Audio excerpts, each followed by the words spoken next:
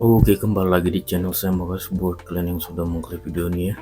Kali ini ada pidato terbaru dari Wapres kita, Gibran Raka Buming Raka. Wah, ini keren sih menurut saya. Tanpa teks, anak muda. Wah, ini kali ini opung membahasnya. Kita lihat videonya langsung. Sebelum kita ke video, bantu subscribe dulu channel saya, belum subscribe. Tidak tunggu lama, kita ke video langsung. Let's go. Ayo Samsul, Samsul keluarkan bakatmu, ayo. Gimana kabar sekarang ya? Dengan kasus narik kerah baju cewek. Kalian masih ingat waktu Pilpres kemarin Mahfud MD berkata apa? Adalah dosa besar bagi bangsa ini membiarkan seorang mama-mama melahirkan dan membesarkan anak-anak yang tak beretika. Iya. Yang dimaksudnya adalah Gibran. Kau tengok dulu ke sini Mahfud. Iya. Kau tengok dulu ke sini. Tengok tuh. Orang yang kau bilang tak beretika, anak yang kau bilang tak beretika, dia sekarang sudah berbicara, memberikan pidato di depan kepala daerah. Iya. Memberikan motivasi, inspirasi, dan juga memberikan pandangan. Kau jadi apa? Jadi apa? Jadi apa ya? Makanya aku bilang ya, jangan pernah melemparkan kata-kata tidak baik kepada orang lain. Karena apa? Ketika kata-kata tidak baik itu tidak diterima orang tersebut, itu akan kembali kepadamu. Betul. Biasanya ngebully. Nyatakan kau nggak jadi apa-apa. Nggak jadi apa-apa, betul. Begitu juga ini nih. Udah nampak kan? Iya, apa katanya? Kita dengarkan dulu. Kok loncat-loncat dia? Ayo Samsul, Samsul keluarkan bakatmu, ayo. Samsul, tunjukkan bakatmu Samsul. Iya. Masinton, ku bilang sama kau, anak yang kau bilang Samsul sekarang sudah jadi wakil presiden. Nah, kau jadi apa? Masih mencalonkan diri jadi bupati. Dari tingkat pusat loncat terjun ke bawah 2 tingkat. Iya. Biar ada jabatan. Dari tingkat pusat terjun ke kabupaten. Iya. Dengan alasan membangun kampung halaman. Makanya aku bilang ya. Jadi sekarang ya nggak usah dulu fokus kita Masinton sama Mahfud MD, nggak usah. Ya, kita mau fokus dulu ya. Jadi ketika kemarin ya beliau menyampaikan pidato di penutupan acara rapat koordinasi antara kepala daerah yang ada di seluruh Indonesia ya. Jadi kita perhatikan dulu baik-baik ya. Kita mau lihat dulu apa yang menjadi penekanan seorang wakil presiden muda yang berbakat dan juga betul-betul memiliki kemampuan yang luar biasa. Oke? Kita perhatikan. Agak panjang ini 9 menit. Yang belum siapkan kopi, siapkan kopinya.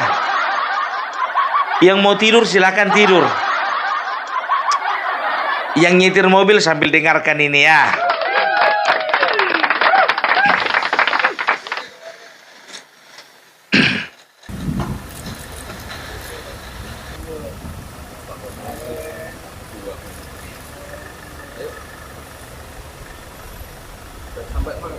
Tadi pagi-pagi ada satu pada lagi, mohon dengan sangat kiranya kemudian bisa kembali menentukan hidupnya agar dan kami ucapkan selamat datang kepada Wakil Presiden Republik Indonesia Bapak Gibran Raka Buming. Kita berikan aplaus Bapak Ibu sekalian.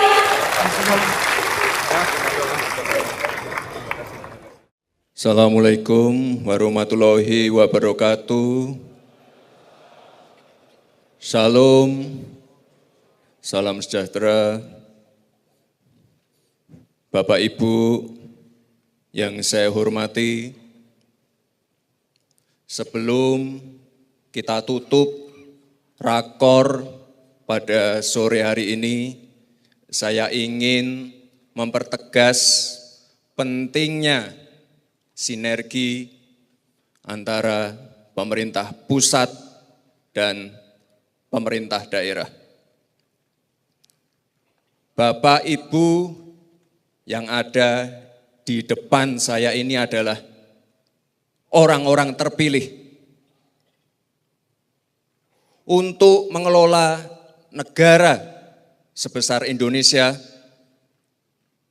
Ini kita perlu kerjasama tim. Kita harus kompak. Tidak ada lagi ego sektoral. Forkopimda harus kompak. Kepala-kepala daerah ini terutama harus kompak juga dengan kabupaten, kota-kota sekitarnya. Sekali lagi Bapak Ibu, saya garis bawahi, tidak ada visi lain selain visi Bapak Presiden Prabowo.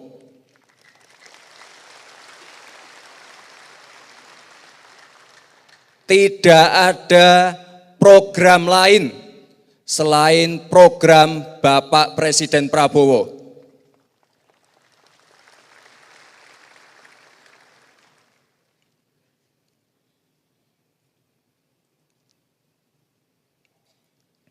Ini mungkin Pak Mendagri, mungkin tahun depan ini rakornya kita geser aja ke Akmil Magelang.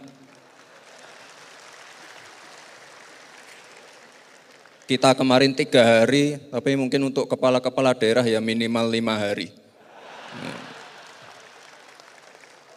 Penting ini Bapak Ibu, sekali lagi, biar semuanya sinergi, satu visi, satu misi untuk Indonesia emas. Bapak Ibu yang saya hormati, dalam kesempatan ini saya juga ingin memberikan apresiasi kepada daerah-daerah yang memberikan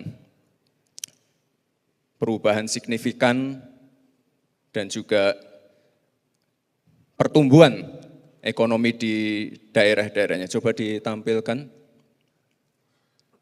Nah, ini ada untuk pertumbuhan ekonomi ya. Papua Barat ada. Wah, ini luar biasa sekali. Ini kalau nggak salah dari ini ya Pak, pertumbuhannya dari ekspor LNG ya Pak ya. Ini luar biasa sekali. Lalu Sulawesi Tengah, ini luar biasa juga, ini Sulawesi Tengah. Oh Ibu, ini luar biasa juga, ini dari nikel.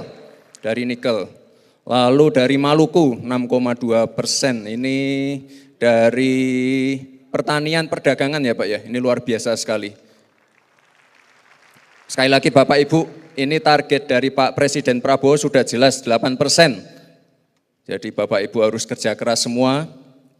Dulu saya ingat sekali, pertama kali dilantik menjadi wali kota, itu pada waktu COVID, pertumbuhan ekonominya Solo itu minus 1,74%. Lalu kita kerja keras, kerjasama dengan TPID, ini kebetulan kalau Pak Mendagri tiap Senin rajin mengontrol inflasi di tiap-tiap kota. Minus 0,174, lalu naik 4%, lalu naik lagi ke 6,25%. Jadi sekali lagi Bapak Ibu ini butuh kerja keras kita semua. Lalu satu lagi ada MCP. Ini kepala daerah pasti tahu MCP. Ini paling tinggi. Oh ada Surakarta juga. Ada yang dari Surakarta? Pak PJ Wali. Enggak ada. Waduh. Waduh. Nanti saya cari. Ada? Oh ada. Maaf. Oke, ini yang paling tinggi Bali, Surakarta, Sragen. Jadi ini penting sekali Bapak Ibu. Dulu juga sama, waktu saya pertama kali dilantik, Solo itu termasuk rendah, cuma 65. Lalu kita naikkan ke 80, 90. Ini penting sekali Bapak Ibu, karena Pak Presiden Prabowo menekankan untuk masalah pencegahan korupsi dan juga menutup kebocoran-kebocoran. Jadi MCP ini adalah salah satu indikator dari KPK, ini perlu diseriusi. Saya tidak akan menampilkan yang kota-kota yang rendah, tapi saya mohon sekali lagi Bapak Ibu untuk bisa belajar dan juga meniru kota-kota yang sudah berhasil. Oh, satu lagi terakhir. Nah, ini bukan angka stunting ya Bapak Ibu, tapi angka penurunan stunting. Ini ada NTB, Tanjung Balai, Situbondo. Ini harus kita beri apresiasi. Bapak Presiden Prabowo sudah menegaskan berkali-kali pentingnya program makan siang gratis. Sudah ada beberapa sekolah yang saya kunjungi, kemarin terakhir saya uji coba di Palangkara ya. Pak Gubernur mungkin ada ya? Oh ada Pak Gubernur. Jadi kita coba uji coba di Palangkaraya dan saya kira ini tanggapan dari orang tua murid, guru, komite sekolah ini luar biasa sekali. Jadi saya minta tolong semua Bapak Ibu yang hadir di sini untuk mendukung program ini. Ini program yang sangat ditunggu-tunggu. Bahkan sebelum saya dilantik, itu tiap hari orang nagih. Kapan makan siang gratis mas? Kapan makan siang gratis mas? Jadi sekali lagi Bapak Ibu, ini mohon kerjasamanya semua yang ada di sini untuk mensukseskan program ini. Pak Presiden Prabowo berkali-kali mengatakan, program makan siang gratis ini sangat-sangat strategis. Ini petani lokal, ibu-ibu PKK, ibu-ibu rumah tangga, semuanya akan terlibat dalam program ini. Itu, ada lagi. Terakhir ya. Itu saja dari saya, Bapak Ibu semua, selamat bekerja. Dan sekali lagi, jika kita ingin pertumbuhan ekonomi naik sesuai target dari Pak Presiden, kuncinya adalah kebijakan yang langsung menyentuh masyarakat dan juga anggaran yang tepat sasaran. Sekali lagi Bapak Ibu, terima kasih. Wassalamualaikum warahmatullahi wabarakatuh. Waalaikumsalam warahmatullahi wabarakatuh. Tepuk tangan dulu kita. Ya. Wiki apik tenan iki anake sapa iki? Iki mesti wong tuwene iki duwe tata krama sing apik. Keren. Kalau misalnya ini dibilang anake Amin Rais, aku ora percaya. Aku ora percaya. Anake Anies Baswedan aku ora percaya. Apalagi anake April Harun, aku ora percaya. Tapi kalau iki modeli anak Bapak Joko Widodo, wis keren. Ini yang dicari-cari selama ini. Ya. Coba kapan lagi kita punya wakil presiden yang energik, yang tidak duduk diam di bangku.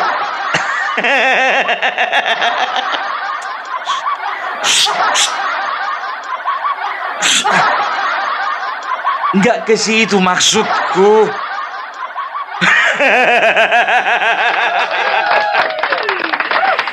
Ya maksudnya kalau bisa kita perhatikan, wakil presiden yang sekarang sepertinya menunjukkan tanda-tanda lebih produktif daripada wakil presiden yang dulu. Tapi gimana pun juga kita harus hormati. Bagaimanapun juga wakil presiden yang dulu adalah wakil presiden yang berjasa untuk bangsa ini. Iya. Jadi gimana pun juga kita harus punya tata krama untuk menghargai. Ya kalaupun beliau tidak bisa seproduktif Gibran ya karena memang faktor usia. Kan begitu ya. Jadi inilah yang dibilang anak yang tidak punya tata krama. Dan juga anak yang merupakan haram konstitusi. Dan juga yang dikatakan si Samsul. Jadi sudah terbukti kan. Siapa yang tidak beretika dan siapakah Samsul yang sebenarnya. Dan siapakah belimbing sayur yang sebenarnya? Belimbing sayur sudah beralih dan sudah terbang dilempar ke daerah Sumatera. Nikmatilah hari-harimu di situ ya belimbing sayur. Mudah-mudahan kau menang. Tapi kalau lawanmu menang, jangan kau bilang kalah. Jangan malu-malukan mama ya. Iya mah bilang. Berjuang di sana, berjuang. Ya, ingat itu. Jangan ada demo. Kalau kalah jangan nangis. Sama siapa pun ngomong belimbing sayur. Tahu enggak kalian? Ku bilang sama kalian, ini agak serius dulu ya. Jadi Gibran ya, coba kalian perhatikan, beliau itu memberikan memberikan pidato ya di penutupan rapat koordinasi kepala-kepala daerah. Tahu enggak kalian? Siapa yang harusnya memberikan pidato di forum tersebut? Bapak Prabowo.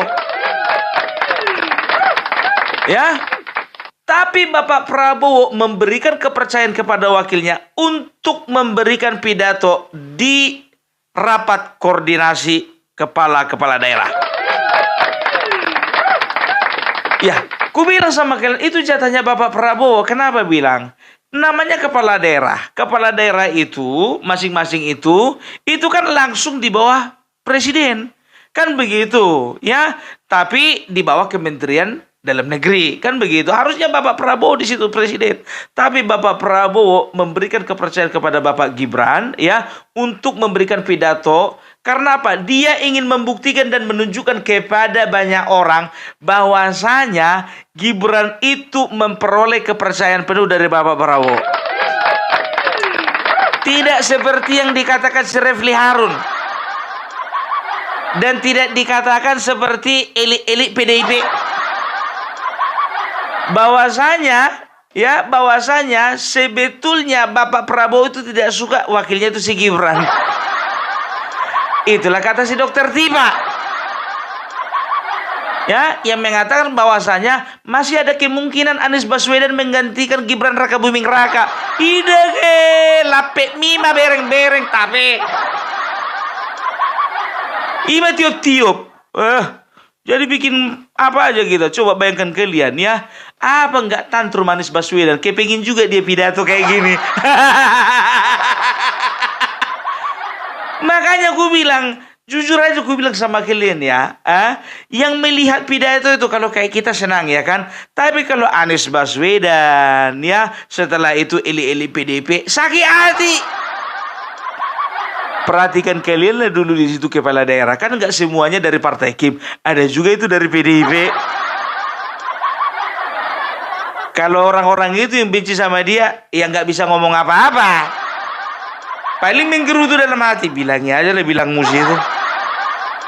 Suka-suka mula sih itu. Iya kan? Itu dia. Itu yang pertama. Baru yang kedua, ya jujur aja gue bilang sama kalian. Ini kan mereka ini kan udah mau pilkada.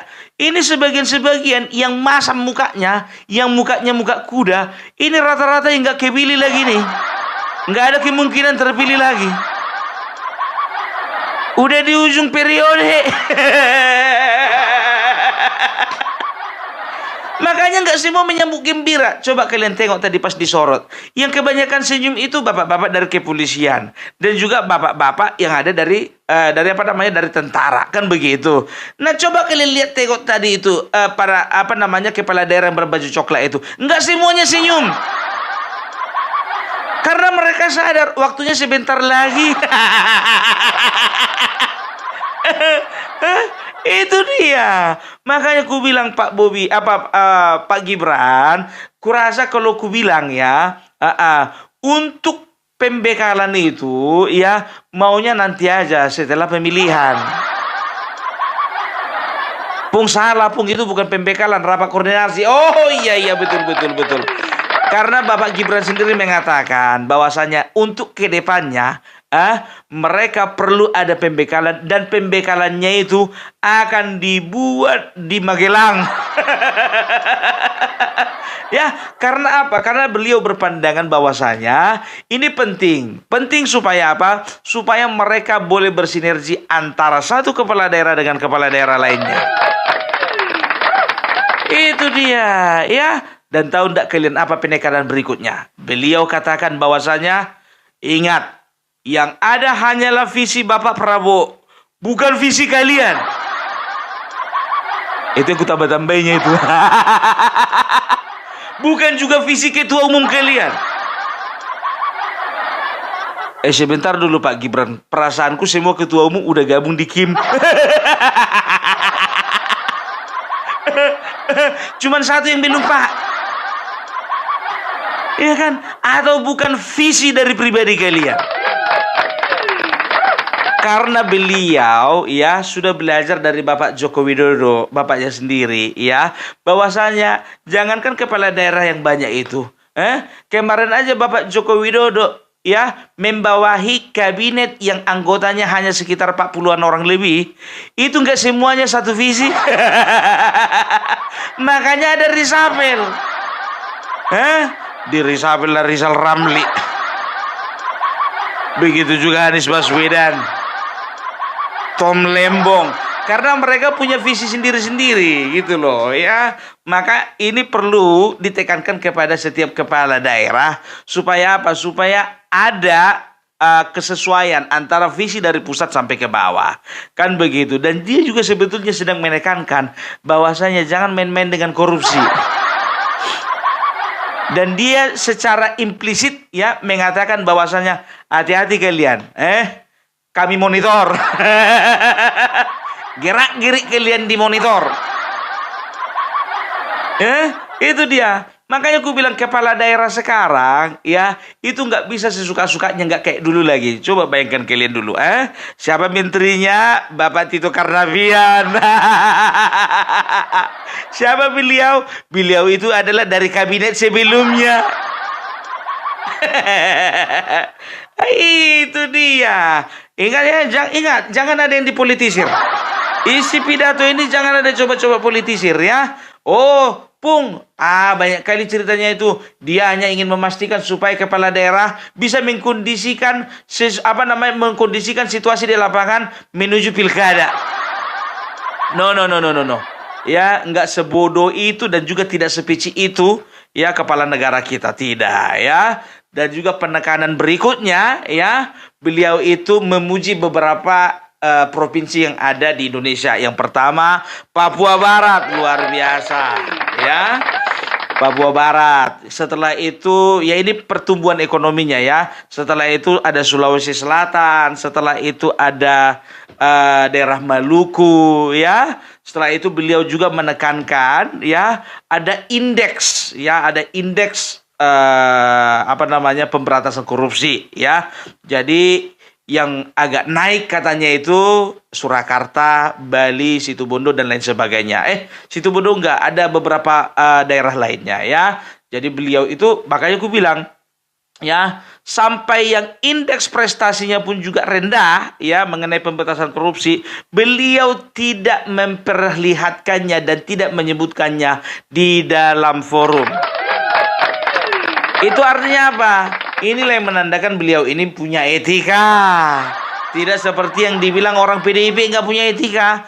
Ya nggak, bagi mereka nggak punya etika. Karena apa? Karena Bapak Gibran di tengah jalan meninggalkan mereka. Bagi mereka dia nggak beretika. Tapi bagi kita ini adalah generasi muda yang paling beretika. Ya itu dia. Terus apalagi mengenai stunting. Oh ya, jadi di situ juga ada beberapa kepala daerah yang mengatakan bahwasanya ada peningkatan kualitas kesehatan sehingga menyebabkan turunnya angka stunting. Seperti Tanjung Balai, Situbondo dan juga daerah mana ya lupa aku ya. Jadi kalau aku katakan ini menjadi perhatian pemerintah bahwasanya kalau misalnya anak-anak mengalami stunting itu adalah tanda bahwasanya negara tersebut masih bergumul di dalam kemiskinan. Iya, itu dia, negara makmur nggak mungkin ada stunting kan begitu. Nah, bicara tentang stunting, ini ada korelasinya dengan makan siang bergizi gratis. Ya. Makanya Bapak Prabowo selalu menekankan siapa yang tidak setuju dengan makan siang gratis keluar. Ya, Jangan ada di kabinet saya ya. Jadi artinya setiap kementerian yang bersinergi atau yang ada relasinya dengan program makan siang bergizi gratis ini memang harus memastikan bahwasannya mereka harus mempersiapkan segala sesuatunya dengan baik.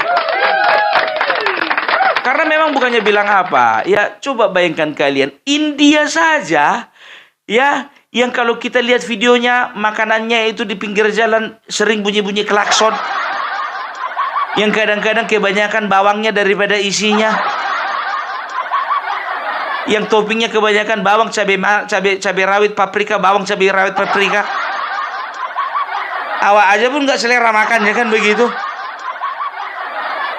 Sedangkan negara India pun juga melakukan program makan siang gratis. Makanya sekarang ya kualitas manusianya di India itu sekarang luar biasa di Asia. Ya sudah hampir menyamai China ya. Sehingga makanya kita bisa lihat bagaimana India boleh memproduksi barang-barang ya, memproduksi banyak hal sama seperti negara China. Dan Indonesia bisa dikatakan kita optimis Indonesia lebih besar lagi daripada negara India. Itu dia, mak kayak cale aja wah ya kan. Kok banyakan apanya pun, banyakan orasinya pun. Nggak seru ah. Ya coba bayangkan kalian, ya kan, sama kayak apanya itu, apa namanya, Bupati Indramayu kemarin itu yang dikritisi sama lawannya, ya kan. Bu, rumah ibu, dari rumah ibu ada 5 rumah lagi menderita stunting, Bu.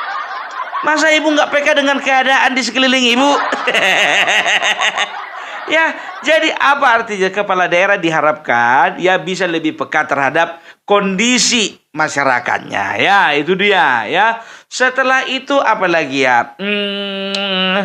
Apalagi namanya itu? Oh iya ya. Jadi setelah itu Bapak Gibran juga menekankan supaya setiap kepala daerah ya itu forum komunikasi pimpinan daerah boleh bersinergi semakin baik lagi. Itu dia ya.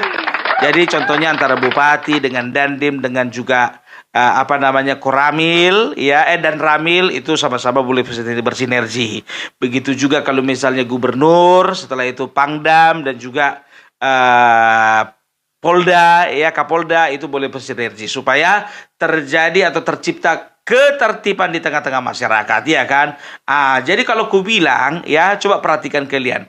Mulai dari awal sampai akhir, Bapak Gibran memberikan pidato tanpa teks.